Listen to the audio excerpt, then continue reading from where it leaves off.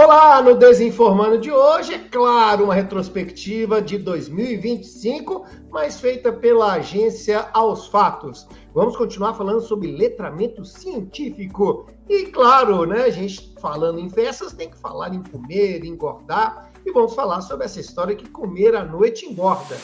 Ou será que não? Desinformando está entrando na rede agora.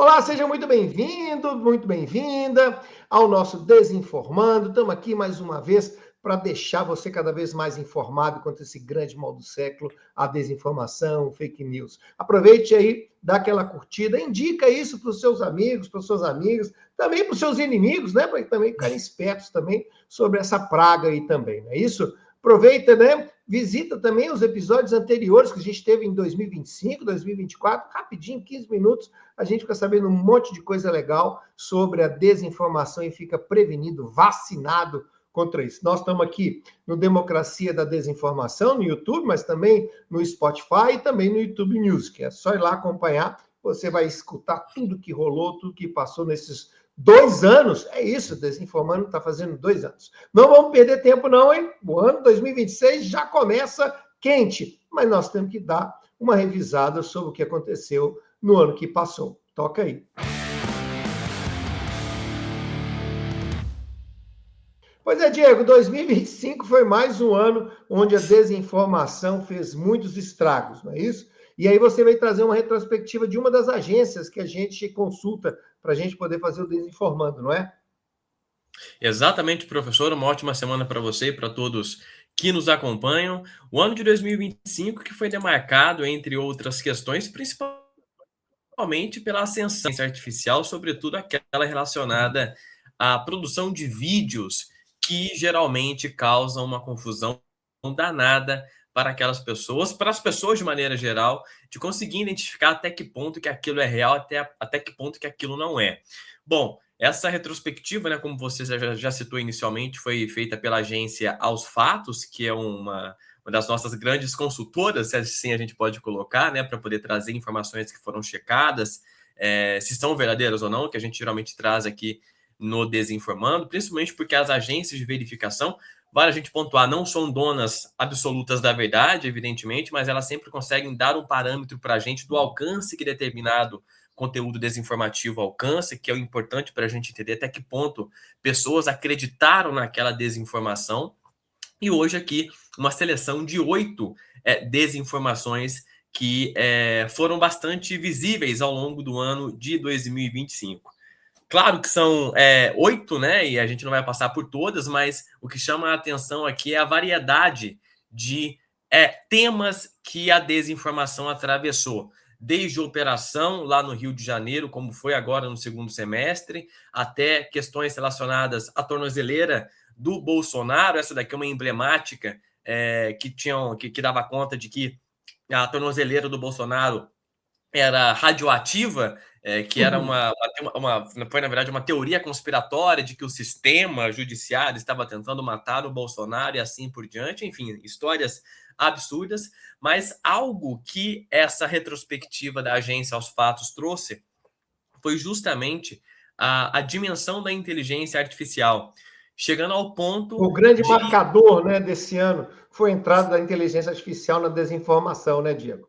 Exatamente. E aí, aqui um caso emblemático também, que foi um vídeo que foi verificada, né, pela agência Aos Fatos. Esse que foi o primeiro, mas também existem outros que eram vídeos verdadeiros, mas como o conteúdo era um tanto absurdo, por assim dizer, pessoas estavam dizendo que era IA. E é algo que a gente tem se deparado cada vez mais, né? A gente, de repente, vê uma determinada publicação no YouTube que pode ser verdadeira, como, por exemplo, eu vi uma publicação de um acidente envolvendo um poste e tudo mais, um acidente que acabou sendo fatal que aconteceu no Rio de Janeiro na última semana, um vídeo real que foi noticiado por portais de notícias, mas muitas pessoas nos comentários da publicação, por exemplo, dizendo que era IA. E não eram pessoas perguntando se era IA, eram pessoas afirmando que eram um vídeo produzido por inteligência artificial. Então, a retrospectiva aqui até coloca isso, né? Quando a realidade supera a inteligência artificial supera a realidade, porque quando a gente falava lá da sociedade da desinformação, que é quando a gente perde os parâmetros entre aquilo que é verdade e aquilo que é mentira, parece que a desinformação nesse ano também acopla uma nova dimensão, que é justamente a perda do parâmetro, identificação de O que é realidade. verdade, né? Perde o Exatamente. parâmetro do que é verdade, né? Exatamente. E essa é uma dimensão que a inteligência artificial, que ainda engatinha, vamos ser sinceros, ainda já estabelece como um novo paradigma, tanto comunicacional como também político, social, que a gente tem observado e como que ela tem sido apropriada também nesse fenômeno desinformativo de maneira geral, né? É o que você está dizendo, é que balança tudo, né? É isso que você está dizendo. A gente antigamente recebia uma notícia e a gente tinha que procurar se ela era falsa. Agora a gente recebe uma notícia falsa e a gente tem que perguntar se, afinal de contas, se ela é verdadeira. Então, Exatamente. as coisas Ou ficam, a se... gente perde o referencial, né? Porque está tudo ali muito Exato. bagunçado. Temos desafios bastantes desafios para 2026 e os próximos anos. Mas é o que a gente defende aqui, né? Tudo passa pela educação. Roda aí o Essa Informa.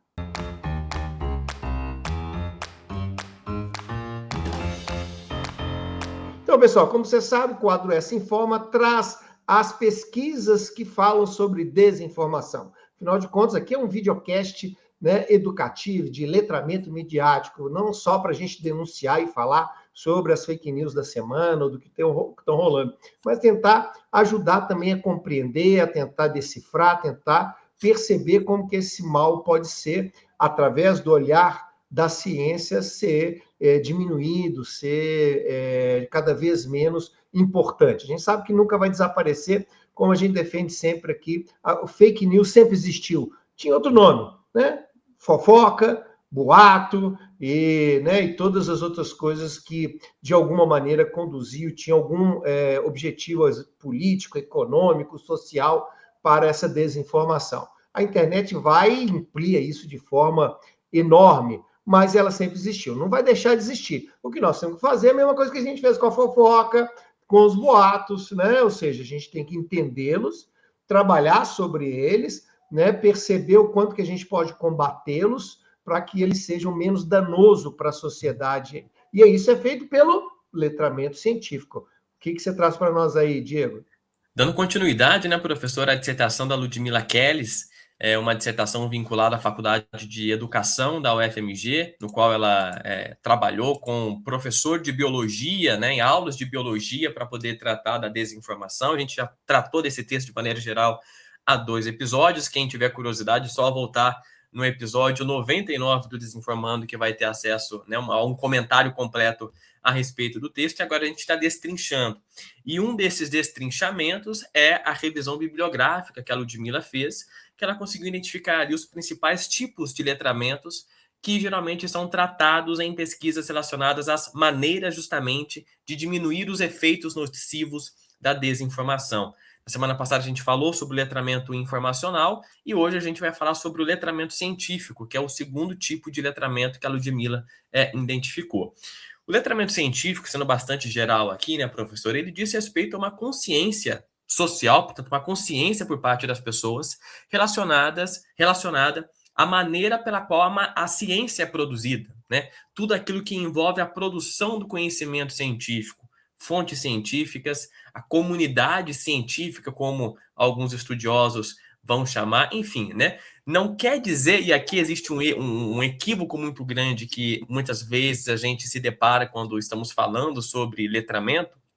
O que o letramento científico se propõe a fazer não é tornar todo mundo cientista, né? Não é ensinar as pessoas a fazer ciência, mas ter uma consciência sobre esses elementos que atravessam a ciência. Do mesmo modo, não é colocar a ciência como também a detentora da verdade ou aquela instituição que nunca vai errar. A ciência já reproduziu ao longo da história. Você alerta sempre isso aqui, né, Diego? Que a questão da autoridade, do viés da autoridade, muitas vezes leva até para a ciência, para os cientistas, para um equívoco de que ela está sempre correta. A gente traz sempre aqui no Fake Odds várias notícias antigas que, afinal de contas, eram ditas pelos cientistas que eram verdadeiras, como, por exemplo, né? O heliocentrismo, ou seja, que o universo ficava em torno do Sol. Aliás, se acreditou pela humanidade muito mais nessa versão do que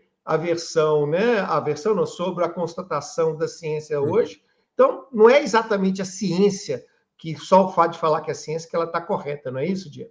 Exatamente, até porque o conhecimento científico ele não é definitivo, ele é construído, né? À medida em que novos conhecimentos vão sendo alcançados, aqueles conhecimentos que foram alcançados anteriormente ou são confirmados ou são refutados. Portanto, é uma construção histórica que se dá ao longo de um processo muito longo e rigoroso. E também nem sempre, deveria ser, mas nem sempre são processos isentos de relações de poderes, de interesses Claro, que atravessam, inclusive econômicos, a produção científica. claro. Então, A o indústria letramento, farmacêutica é um exemplo disso, né? total, total. Portanto, o que o letramento científico dá é isso, né? É essa tentativa de despertar também uma consciência crítica para as pessoas sobre a ciência, para o bem ou para o mal, tendo consciência desses dois lados que a ciência, inevitavelmente, também pode implicar. Esse texto é muito legal. Você vai trazer mais coisas dele nas próximas edições? Sim, a gente vai inclusive resgatar um pouquinho, porque faltam dois tipos de letramento que a gente já Legal. tratou aqui no Desinformando, mas a partir de uma outra perspectiva que a Ludmilla traz no trabalho dela, a partir de uma revisão como ela mesma fez, né? Então, pelo menos mais uns 2 episódios aí a gente vai voltar para poder destrinchar um pouquinho mais, porque tem muita coisa bacana nele. Legal, esse videocast que adora um letramento, não é isso? Ó, sabe uma coisa que a gente gosta também no final do ano? É comer bastante, né, gente? A gente fica preocupado ali. Nossa, dezembro é um horror, né? Mas nós vamos trazer uma boa notícia para você aí. Roda aí.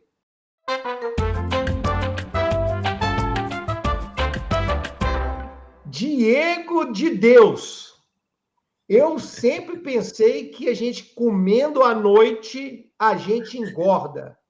Você é um destruidor dos mitos. O que aconteceu agora que você descobriu que vai ser bom para a gente? Pois é, claro que é bom para a gente, mas a gente também tem que ter moderação ali em determinadas situações, né? Ainda mais essa época aí de ceia, de almoço de ano novo e etc. Mas é isso, né? Ao longo de muito tempo, acreditou-se, até a partir de alguns estudos científicos, olha de novo a ciência aparecendo aqui na nossa conversa, de que comer à noite engorda. Não necessariamente, né, professor? Porque a gente sabe que o processo de emagrecimento ou de ganho de gordura, de massa gorda, se dá a partir da perca ou do ganho de calorias, né, no limite. Comer à noite não tem muito a ver com essa relação de ganhar mais peso, né? Não tem uma relação direta que a gente pode falar, não, fulano ficou mais gordinho agora no final do ano porque ele comeu muito na ceia de Natal. Não, né? Com certeza é resultado de todo um processo de ganho calórico que ele teve ao longo do mês de dezembro, ao longo das 2 semanas de festas que a gente tem aí, Natal e Ano Novo, por exemplo, né? Ou pelos outros hábitos alimentares ao longo de todo o ano. Qual que é o problema de comer à noite?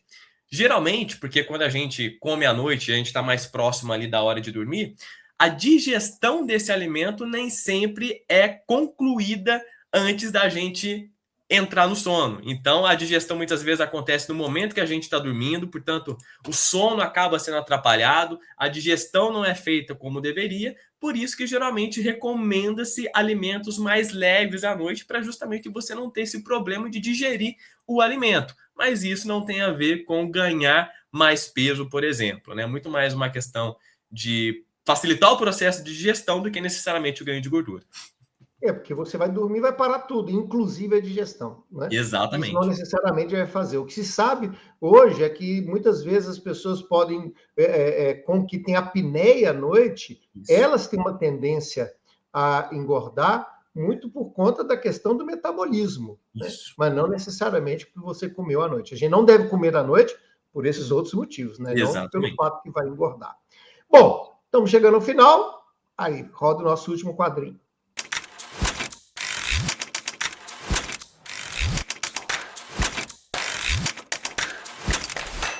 Diego, sua dica para 2026. Aquela coisa, né? Sempre olhar para o passado, verificar os erros, os desafios, para não cometer os mesmos erros no futuro, né? Eu acho que 2025, de fato, foi um ano que trouxe várias questões que iniciaram, de fato, nesse ano, numa nova dimensão, mais uma vez reforçando o papel da inteligência artificial durante esse processo, mas principalmente muitas coisas que a gente está aí no gatilho para verificar como vai ser em 2026. Muitos debates que não foram encerrados em 2025, que já começaram há muito tempo, do ponto de vista legislativo, com relação à regulamentação de redes sociais, pensando na própria regulamentação do uso de inteligência artificial, seja no âmbito legislativo realmente, ou seja, propriamente no uso da inteligência artificial na academia, na produção da ciência, enfim. Eu acho que o ano de 2025, com esse advento da inteligência artificial, traz marcos a serem discutidos muito mais profundamente, ou que a gente pelo menos espera que isso aconteça a partir de 2026, como já existem esses movimentos, né? Como eu disse, são discussões que já começaram há algum tempo, mas que acabam sendo endossadas à medida em que essas novas questões vão aparecendo. Eu sempre costumo dizer, né, quando a gente está falando de desinformação e agora também com inteligência artificial, a gente sempre está entrando num carro em movimento e a impressão é que dá que a gente vai pular desse carro em movimento sem saber qual que é o destino dele, no final das contas, né? Mas é importante que a gente entre nesse carro, que a gente entenda minimamente para onde que ele está indo para a gente conseguir agir de alguma forma. Porque senão nós vamos ficar largados na estrada. Exato. Pessoal, um feliz 2026 para todo mundo. É isso aí, pessoal. Até a próxima.